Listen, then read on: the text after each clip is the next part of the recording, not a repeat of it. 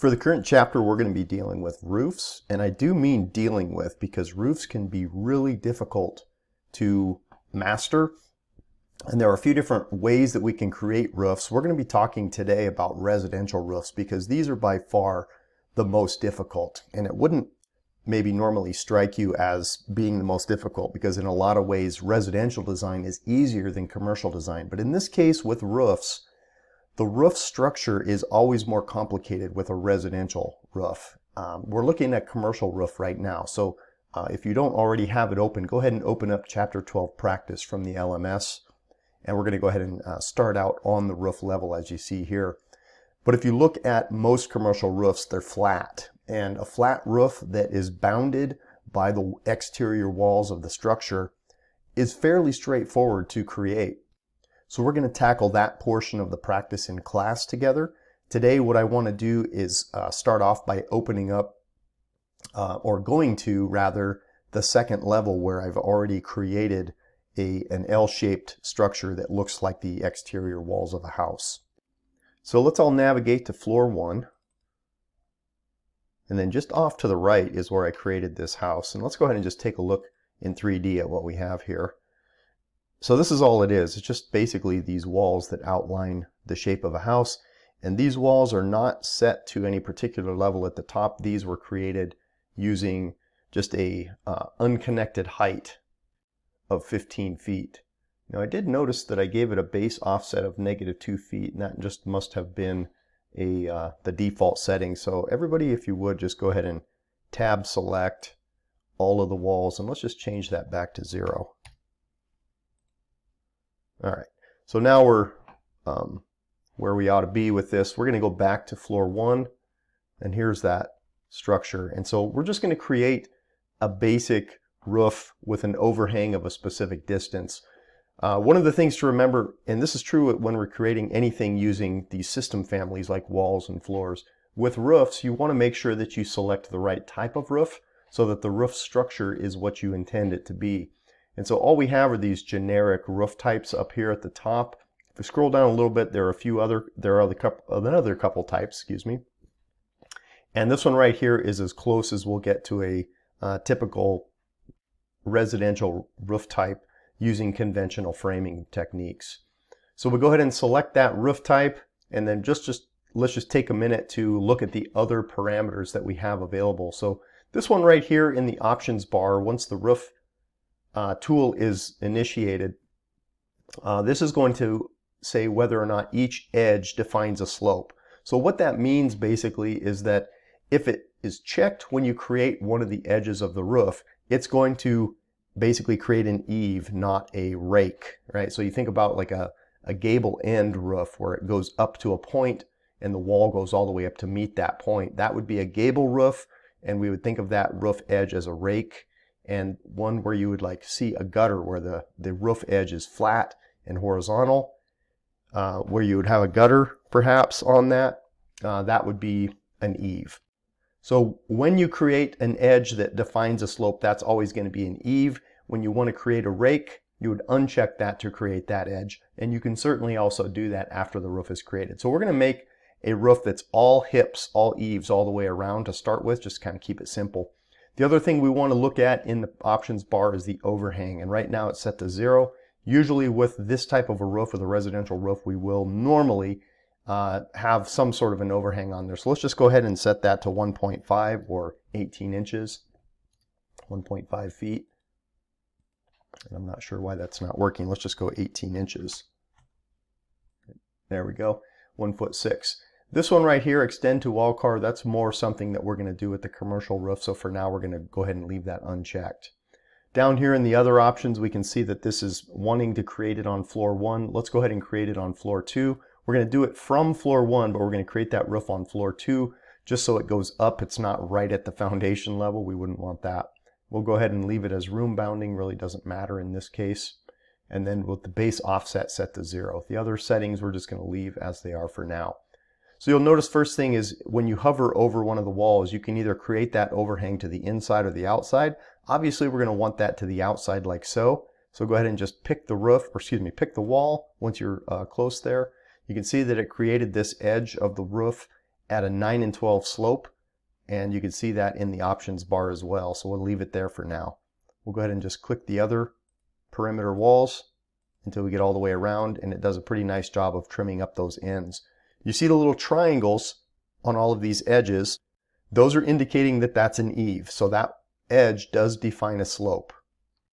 We're going to go ahead and click finish at this point, and you can see that there is no visibility of that roof, right? We would have to go to floor 2 to see the roof, so let's go ahead and do that. Double click your scroll wheel to zoom extents, and if we pan over, it does look like this view is cropped. So let's just uncheck the crop view over here in the options bar, and now we can see where that roof is. And if it seems a little bit confusing what we're looking at here, basically just like with any floor plan, we have a cutting plane that's basically chopping the top part of this roof off on the second level. So let's go ahead and take a look at it in 3D to see what it really looks like. Go ahead and click on the default 3D view, and that should take you here, and we can sort of zoom around this thing a little bit, right? So you can see that the roof is kind of, looks like it's hovering above the walls, because we created these walls with a specific height of 15 feet, or I did, rather. And so they are not going to go up to the level where this roof is, which is, looks like maybe 18 or 20 feet above level 1. So what I'd like for you to do is go ahead and change the height of these walls. This is just to kind of demonstrate how this can work. If we hover over one wall, tap the tab key till you see all of the walls highlight, and then click to select all of them. We can change all of them at once. Let's go ahead and change their unconnected height to 20 feet. Just type in 20 and hit enter. And what that's going to do is it's going to push those walls up through the roof. Okay, so you can see that there's not really a physical connection between those two things yet, which is what we would expect. They were created separately. They're not joined in any way. And normally what we're going to do with a residential roof in particular is we are going to make a connection between those walls and the roof. So what we basically want to do is let that roof define the height of all of the walls. And the way we're going to do that is use what's called the attach top base. So let's select all of those walls again. Again, hover, tab, and then click to select. And then up here, whenever you select a wall, it's going to give you these two options right here. We can either attach or detach either the top of the wall or the base of the wall, which is where the name comes from. So we're going to use attach in this case. And now all you have to do is select the thing that you want to attach the walls to. In this case, it's the roof. And so that chops off anything above. And the nice thing about using attach top base is if we change the height of the roof, if we move it up, for example, to floor 3, those walls are going to come with it. Okay, so they remain attached to that roof no matter what happens to the roof at this point. Let's go ahead and set that back to floor 2, where we had it. And that, in its most basic form, is how we create a residential roof. Now, if that didn't seem difficult, you're absolutely right. That was not difficult. That is very basic, a very basic roof on a very basic structure. Where roofs on residential structures get difficult is when you have multiple sort of roof types, multiple roof slopes. You can look at really any elaborate large house design on floorplans.com or one of those online floor plan sales websites, and you can see some pretty elaborate roofs that would be a lot more difficult than just what we did. So I'm just going to pull that website up real quick, and I just did a quick search for 4 and 5 plus bedroom houses, and you can just look at the roofs on all of these that come up first, and you can tell that, okay, there's a little bit more to this, right? There's going to be situations where we have a lot more to think about, a lot more to kind of do. Look at this one in particular. You know, you have a lot of different roof shapes. You have different elevations where the roof is located. You have an upper roof here, kind of a lower level, and then even like a third level over here. So things get pretty tricky when we have to start trying to model things like this. And you can see really quickly why commercial roofs are a lot easier. And frankly, commercial roofs is what Revit was designed to do initially, you know, because it's more of a commercial design tool. Residential roofs, there are better tools out there to create those things than Revit. And unfortunately, Revit just hasn't caught up with the rest of the industry, primarily because most of its customers are not doing residential design. So there's not a big urgency for them, I think, to do that, to make it easier for people. So just keep that in mind, especially as we get into the third semester and you start thinking about what you want to do for your final project in AE 237. Be thinking about how complex the roof is and how much time you want to spend digging into that world.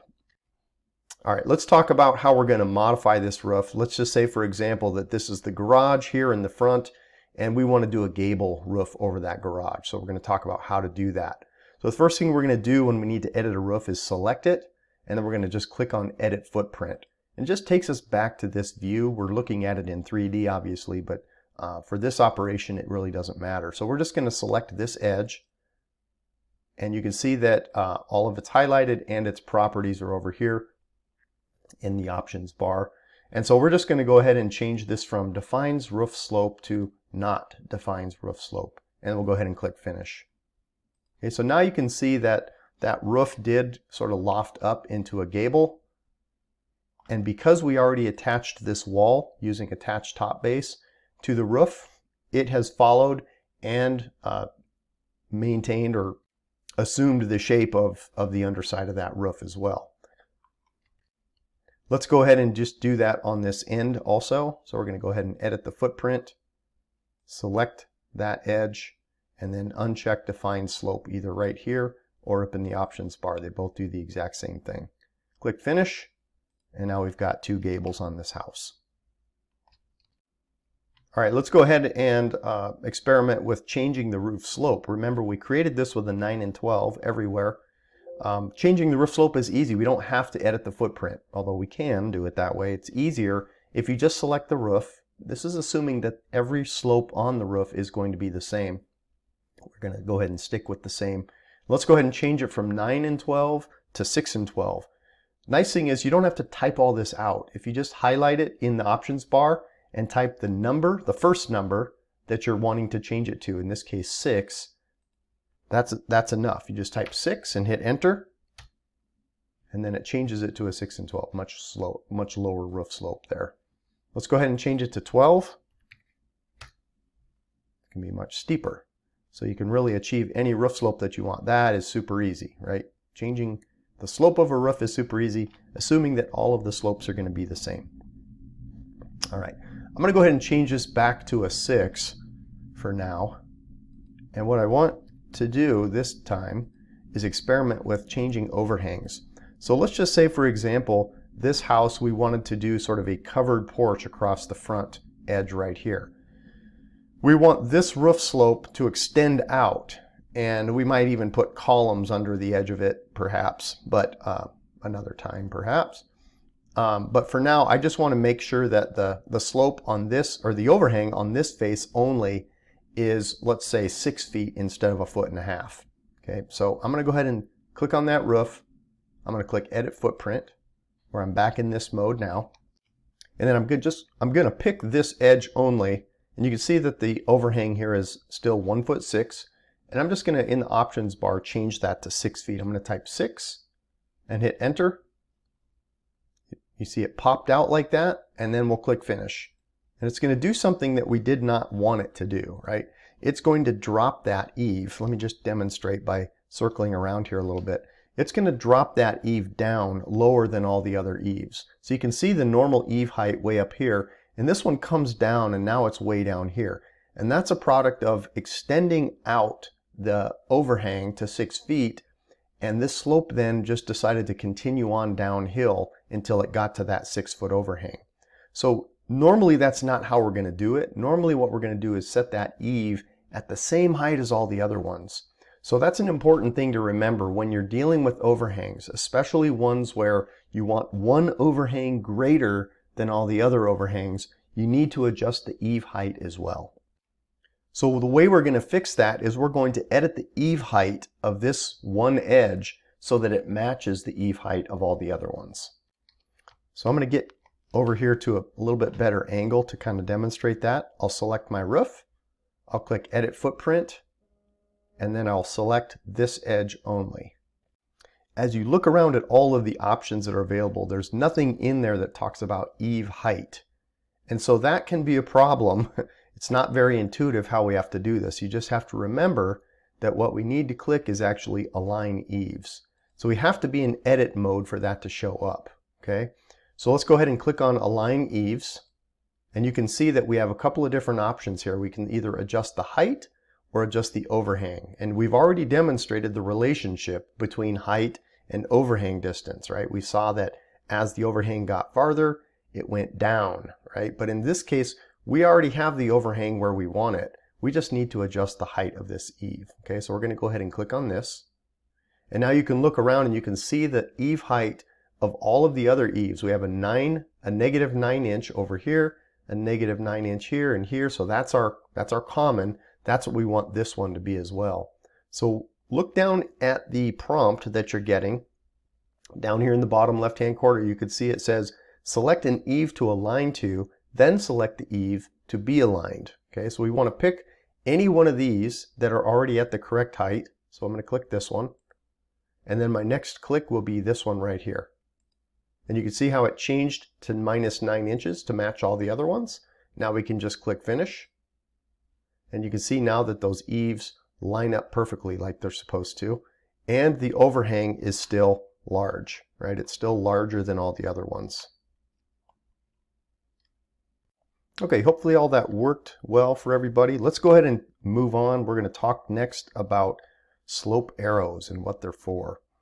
So here's a case where sometimes maybe we want this ridge running right down here to run all the way out to the end so that we can create a gable down on this end.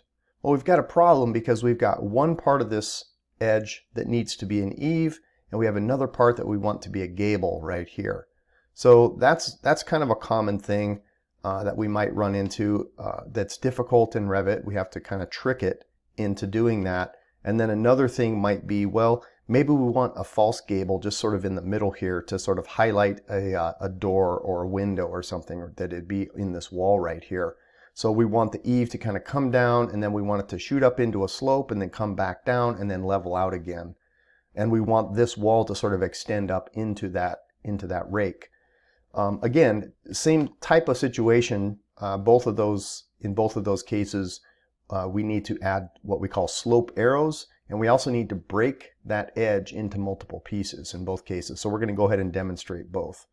For this, we're going to go ahead and jump into, I think the site plan view might be the easiest because we can see the entire roof that way and we can kind of see what's happening with it. So let's go ahead. We'll start with this one right here. We're going to select the roof as usual. We're going to click Edit Footprint. And then the first thing we need to do is break this edge into two pieces. But not only does it need to be two pieces, it needs to be two pieces in the exact right spot. So that break has to happen at a very specific location. Now sometimes it's easier to pre-draw the line that defines that break point. We're going to try it just doing it the quick way first. So I'm going to go ahead and select this edge. Actually, I don't need to select the edge. What I'm going to do is select the Split Element tool. And so when we click that, we come up here and we're going to try to align it perfectly with this line right here, but over here. So I'm going to see if it gives me an alignment vector, and it doesn't. And it is basically just giving me a temporary or a listening dimension of 15.6. Now I happen to know that's correct. If it was some random size that I wasn't sure, what I'd probably do ahead of time is go to Annotate and just draw a detail line from this corner across until it hit right here. But in this case, what I'm going to do is just trust my 15.6, and I'm going to break this right at this point. So now you can see that this is two separate lines, right? And the easy way to do this now would be just to select this edge and uncheck Define Slope. And sometimes in Revit's a little bit tricky because it doesn't always behave the way that you think it will or that it has in the past for you. But the way this is supposed to work now is that this one will define a slope. It's going to slope up and back down over to here. And this one will turn into a gable. Let's go ahead and just click Finish and see if it works. And you can see that in this case it did work. I was able to get it to do exactly what I wanted it to without the use of a slope arrow. Okay. Now I will tell you from experience, it hasn't always done what I've asked it to. And it either says can't make roof, or it will just do something weird and the roof won't look anything like what you want it to. But in this case it did work. The way I've resolved it in the past is just to add a single slope arrow along this edge. But rather than demonstrate that here, which we don't need to do, I'm going to go ahead and do what I was talking about in the back, and we're going to demonstrate it back there. So let's go back to our site plan view so we can see the roof. We're going to go ahead and select the roof, and then we're going to click Edit Footprint. Now in most cases what we're going to do is we're going to want an exact location of where we would break this thing, and we'd want an exact width of this thing to break. So what I'm going to try to do is ahead of time, before I edit this, I'm going to go ahead and cancel the edit, is I'm going to go ahead and create a couple of detail lines as I mentioned before, just to kind of define where these slopes are going to happen. And to do that I'm just going to draw two detail lines like so, and then I'm going to adjust where those detail lines are. Now this one is 18 feet from the edge of the house. I'm just going to go ahead and move that to the edge of the roof, and then this one also I'm going to, actually I'll just set the width of that one now. So let's go ahead and set this one to 18 even. And actually I think I need to move this one first. So we'll go ahead and set this one to 20.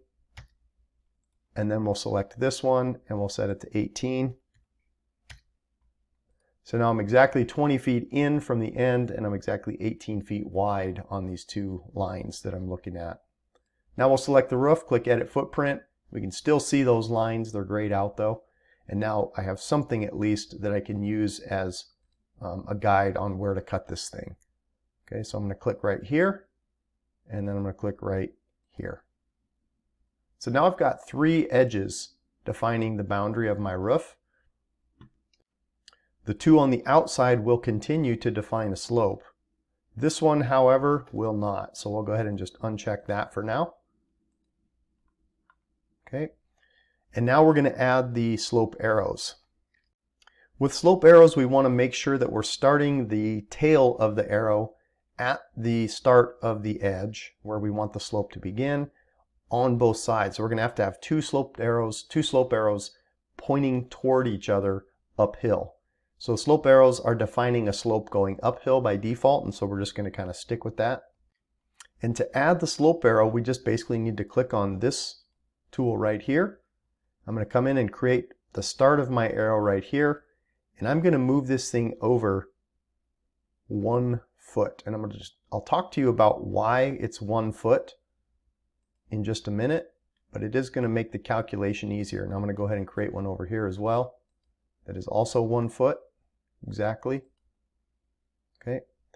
So when we're defining the slope arrow, we also have to define the slope, but we don't do it in a conventional way where we just are able to enter 6 and 12, which is everything else, what everything else is. We actually have to define it at the arrow's properties itself. So I'm going to click on that arrow, and I'm going to come over here, and you can see that it says height offset at tail 0, which is what we want. Let's set the height offset at head to 6 inches. Okay. Now 6 inches is relative to the length of the arrow line, which is 12 inches, which gives us, yep, a 6 and 12 slope. Let's go ahead and do that to the other one.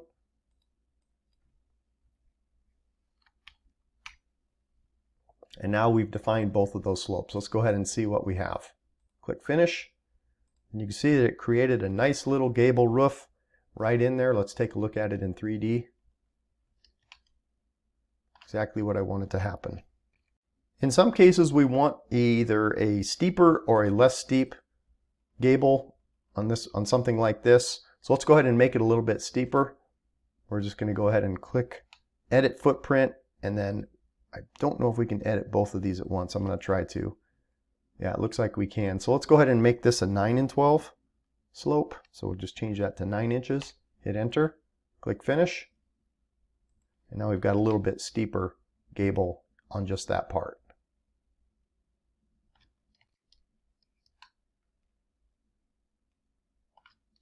All right, we're going to work through one more scenario here, and this is just another kind of common feature that we often see on residential roofs. And you've probably seen this before, maybe you've noticed it, maybe not, but in some cases on the front of the house we want to do sort of a little bit of an architectural feature that highlights the front, or the front door in particular, the entryway. Common thing that we try to do in residential design is make sure that the front door is prominent on the front of the house, so it's clear where you're supposed to go in. And one way that we do that is to create a raised roof and that extends out farther from the front of the house, maybe over an entryway or something like that, or a front porch or a walk even. And so what we're going to do is we're going to just put a couple of columns out in front of the house, and we're going to build a roof on top of that and extend it back into this roof as a separate roof. So whenever we create a roof that uses a different height for its eaves or for its support system, it really is easier if you create it as a separate roof. So that's what we're going to demonstrate next. Let's go ahead and go to floor one. What I want to do is create a couple of columns out here away from the house a little ways. Remember, we have an eave with a 6-inch or a 6-foot overhang right here, so we need to go out a little bit farther than that to really make this work. And we're going to start off by creating the structure for this thing. So go ahead and drop down column, and we're going to go ahead and use a column architectural in this case. Now we don't have a column that would really be appropriate for something like this already created, so this is a good opportunity for us to practice making a special or a custom column size. In this case, we're going to start with 18 by 18, and we're going to go ahead and click Edit Type. And of course, whenever we want to make something new, we're going to duplicate that type, and we're going to give it a new name. So let's go ahead and just type 6-inch by 6-inch. We will make it exactly that size. And then we're going to go ahead and change the parameters from 1'6" to 0.5, which is 6 inches, 0.5. And then we'll say OK. Now we've got our 6 by 6 column. That's a little bit more appropriate. You can see that it's floating there attached to my cursor. And I'm just going to go ahead and place this thing randomly, I guess maybe 20 feet away from the wall. You can see my listening dimension there. And in this direction, I want to go at least 10 feet. Where you place yours isn't really that critical. We'll go ahead and place one right here. And then away from that, we're going to go ahead and place another one. And it's not giving me a listening dimension, but I can see relative to this 20, I can come back here and set this one maybe to 12. Something like that. The exact placement would be worked out ahead of time in most cases if we were doing this for real, but in the sake of speed, we're going to go ahead and just place them at that location. Let's go ahead and take a look at a 3D view and see what we've got. You can see that these columns are kind of just coming up here, sticking out. They're a little bit out from the house. And next thing I want to do is connect those columns together with a little wall. So I'm going to go back to floor 2. And I can't actually see it on floor 2, so maybe I'll change this to site. Now I can see them. And I'm just going to create a generic wall across the top of these things right here. So let's go ahead and use the wall tool. We use the same wall type that I did for the house, which is generic 6-inch. And I'm going to have the location line set to core face exterior. And an unconnected height, let's go ahead and change that to maybe 5. Again, we're just going to be doing this up at the second floor level. I'm going to go ahead and give it a base offset of, I think I'm going to give it a base offset of 1 foot. We'll try that. We can always adjust this later. All right, so we're going to just draw it from this point right here. And you can see that it's actually offset in the wrong direction. So whenever you see that, remember you can tap the space bar to get that to flip the other way. I'm going to run it all the way to the opposite corner of the other column right there. All right, let's go ahead and take a look at this. Always good idea to look in 3D. And this is not at all what I was trying to do. I was trying to put this thing on floor 2. So let's go ahead and change that so it hops up there. Okay. And now my columns don't quite reach, so I'm just going to go ahead and select both of those. Click Attach Top Base and then select that wall. Oh, it's not going to let me. Okay. So I'm just going to have to extend those up manually a little bit by just changing the unconnected height there. And we can always connect those to the roof in a minute here. But let's go ahead and give it a top offset of 1 foot also. And then they'll just come up and tuck underneath the bottom of that wall. All right. I know that at this point it's probably not clear exactly what we're doing, but we're basically creating the gable wall on this little roof. So it's going to look just like this, but much smaller. Let's go back to the site plan. Now we're going to go ahead and create that roof now. What we're going to do is we're going to create the roof with 3 overhangs, here, here, and here. And then on the back side, we're going to leave it short intentionally because we're going to extend that back into this roof when we're done. Okay, so for this operation, let's just go ahead and we're going to start the roof tool. We'll use the same roof type that we did before. And in this case, we're going to draw a rectangle with an offset. Okay, so I want to use let's just say a 12-inch offset on this thing, a 1-foot offset. For now, I'm going to uncheck define slope, and I'm just going to draw my rectangle like so. So you can see that my rectangle is a random depth. It doesn't really matter how far back it goes. I have it offset 12 inches on both sides, on the front and on the front rather. So I'm just going to click here to place that rectangle. And now remember that since this is a gable, I need to make sure that these 2 edges are the only 2 that define a slope. So I'm going to select both of those. Select Define Slope. Okay. And I'm going to click Finish just to kind of see where I'm at. Okay, so more or less it did what I wanted it to. Let's see if I put it on the right level. I did not. So let's change that to floor 2. And we might also have to adjust its height. In fact, let's just do that. Let's go ahead and say base offset from level 1 foot. So it's going to bring that roof up a foot. And now let's see what we've got in 3D. Okay, so the basic outline is there. That's exactly what I wanted to have happen. This roof is just a little bit higher than this roof. It's aligned well with my columns and my little wall. Now I can fix that wall and I can finish the roof. So it doesn't matter which order we do this in. Select this wall, attach top base to this roof. That carves it out nicely. Okay, so now we've got it looking the way we want it to in the front. And then we're going to extend this roof back into this roof. And to do that, we're going to use on the Modified tab this special tool right here. It's called Join Unjoin Roof. This is your friend, and it does exactly what the graphic there is showing that it's going to do. The animation here is showing us picking this edge of the roof and then picking this surface of the other roof. So we're going to go ahead and click that tool.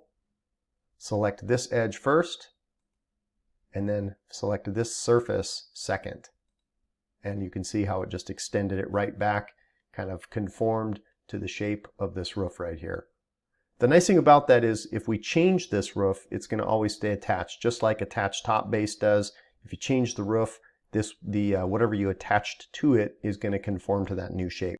Just remember when you're trying to select surfaces, if you're having trouble getting it to highlight like mine is right now, just remember that sometimes we have to make sure that we're selecting elements by face is enabled. Now I usually like to run it with that off because it can be a little bit annoying when you're trying to pick something inside and it's trying to select the thing that's outside. Leaving that off most of the time is a good idea, but just remember you can't select things with that unchecked. So sometimes you just got to come in here and toggle that thing back on to be able to click on things. All right, I think we're going to leave it there for now. I think that's enough as an introduction to residential roofs. I showed you a few tricks. There's a few others that we'll go over in the future, but make sure that you have those skills pretty well mastered if you can. It's just going to make your next foray into residential roofs a little bit easier. Reach out if you have any questions, and we'll see you all next time in class.